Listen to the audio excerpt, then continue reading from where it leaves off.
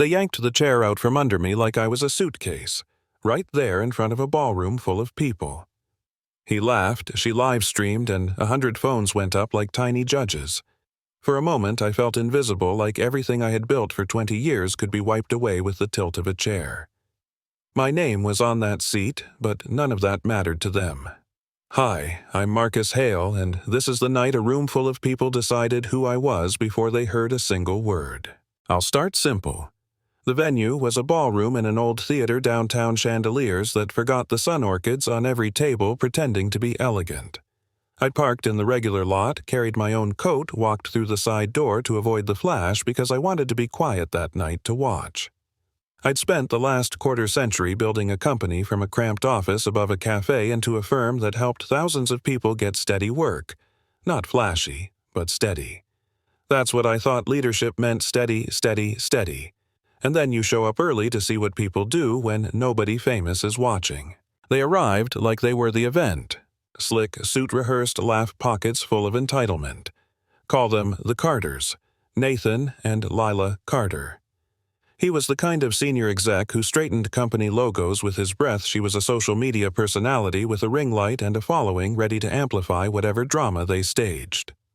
They stepped into VIP like they'd paid more for oxygen. I sat down, opened my notes, took a slow breath. There's a strange quiet to being early at a big event. People aren't yet performing, they're pretending to be casual, and you can see the real edges. The program smelled expensive. I checked my invitation. Heavy cardstock embossed letters, the kind you don't forge because you can't fake the weight of it. I put it on the table and waited. Then Nathan came over like someone executing a small private theater piece. "Move," he said, blunt and loud. He grabbed the chair back and ripped it out. My water-tipped silk linen darkened with a spill. Lila scooped my place setting up like she was taking away a misdemeanor, fork, knife, plate, held them out like evidence of a crime.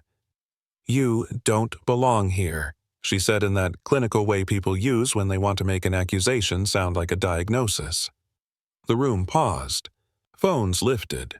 That silence is a particular kind of loud. I didn't raise my voice. My name is on the seat, I told them, calm, because rage was the only card I refused to cash in public. He laughed, leaned in, and said, "Oh, the nameplate thing. Cute. You sure you didn't pick up the wrong event?" she added. "Maybe he's a +1 from some charity table. You know how those tickets get around?" They smiled like it was funny. The crowd snickered. People who should have known better watched as if they were looking at a magic trick. That's the moment you realize how thin the veneer of civility is. When someone you hired, someone who signs the checks, someone who's seen your face in quarterly reports will let you be erased in a second because they'd rather believe a stereotype than check the facts. And yes, somebody stepped toward security. The timid sort of step that asks permission from power before offering help. The security guard glanced at my invitation, then at me, then away. Marcus, the younger guard, caught my eye and mouthed, "You okay?" I shook my head once. No. Not okay, but aware. Lila went live. Her followers flooded the screen with venom and curiosity. Nathan set a timer with his hands like some judge. 60 seconds, he said. "You leave or we remove you." The crowd cheered politely. That cheer that sounds like relief because the theater's getting interesting. People love to watch someone fall. It makes them feel safer. They called names, they guessed motives. Imposter, scammer, plant. A vice president I'd met once wandered in and looked away. He texted his assistant, then waited to see which way the wind blew. That's what power does. It makes you count the cost of being right against the cost of losing something easier to keep. And then the twist happened. The host took the stage to introduce the evening's keynote, the man who founded the company that sponsored the gala. The spotlight swung, and suddenly the chatter turned into confusion. My name sat at the head of that center table, the nameplate catching the light. Marcus Hale, founder and CEO. The room went from comfortable gossip to collective swallowing. Lila's hands froze mid-livestream. Nathan's face lost color like someone turned down the saturation. I stood up and walked to the stage. I didn't make a show of it. I didn't point fingers because I've learned humiliation's a cheap weapon, and I'm not in the business of borrowing it. But, walking past them, feeling their eyes on me like interrogation lamps, felt like walking over a line you never thought you'd have to cross. The applause was messy at first. Confusion, embarrassment, then real genuine recognition. Folks started to understand they'd been complicit in something ugly. What happened next wasn't revenge theater, it was a reckoning. The board watched the footage. HR watched the footage. The internet watched the footage. Because in the age of 1,000 phones, everything has witnesses. The Carters were asked to leave the building escorted through service corridors past the staff they'd mocked, cooks, coat check folks, servers, who watched them go like a gust of wind closing a door. Contracts were paused, partnerships evaporated, the sponsorship that had paid for the evening got a public note values matter more than optics. But the pain didn't belong to them alone. This is the thing people miss. Humiliation has ripple effects. I had to stand up there and decide whether to make this a spectacle or a lesson. I chose lesson. I chose to talk about what leadership truly is. Not titles or seats, but how you treat people when nobody's looking. I spoke about the small moments that show character, about decisions made in stairways and break rooms and loading docks that say more about a company than any annual report. We didn't stop at words. We changed policies.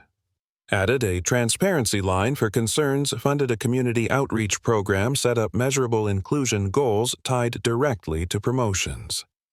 We promoted from within people who'd been overlooked, created an independent HR audit, and yes, we publicly named the failures so they couldn't be swept away. That's the hard part.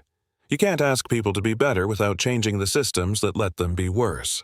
There were consequences, and not just for Nathan and Lila. People who'd stood by quietly were asked to explain why. A few lost roles because silence is not neutral when someone's dignity is at stake. Some people fought it, some people cried.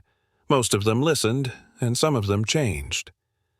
Marcus, the guard who'd recognized me that night, became head of security operations because he'd shown the courage to look and remember. The VP who'd texted his assistant turned into someone who now writes policies about bias because he chose to learn instead of defend. A year later, I walked into a ballroom that looked the same. Chandeliers, orchids, soft jazz, and the room felt different. The diversity was visible in a way that didn't feel performative. The seating chart reflected a new reality, and the empty seats at the Carters' old table were a quiet, visible reminder, not of punishment, but of accountability. People came up to say, thank you for doing this, and some came up to apologize for the first time. That to me mattered more than likes or headlines. I won't pretend it was tidy. There was collateral damage. There were legal threads. There was small, cruel commentary deep in the corners of the web. And yes, the couple tried to rebuild their public image, but the cost was there. Sponsors left a marriage frayed, a reputation cracked in a way that didn't glue back together clean. What I wanted wasn't their ruin. I wanted change. I wanted companies to stop assuming and start asking. I wanted leaders to realize that a chair is more than furniture. It's a symbol of trust, and trust is fragile. So what now? For me, the work continues. For the company, the numbers got better. Retention rose, talent came from places we'd never looked before, and people who once felt unseen started leading teams. For the culture, the change was slow but real. Policies shifted, metrics moved, and importantly, we started measuring character, not just revenue. If you've watched this and felt something, anger, shame, relief, don't let it be passive. Comment below, did the Carters deserve what happened? Was the board right to act so publicly? Have you ever been misjudged by a room? Tell the story. Tell us what you did or what you wish you had done. If this hits home, share it with someone who needs to understand how assumptions cost people jobs, dignity, futures. Hit subscribe. If you believe respect should be the default, not a perk for titles. And one small ask. The next time you see someone being pushed out of their seat physically or metaphorically, speak up, because silence is complicity, and action is how we keep each other human. You know what I mean? Good. Then let's start talking, and more importantly, let's start changing.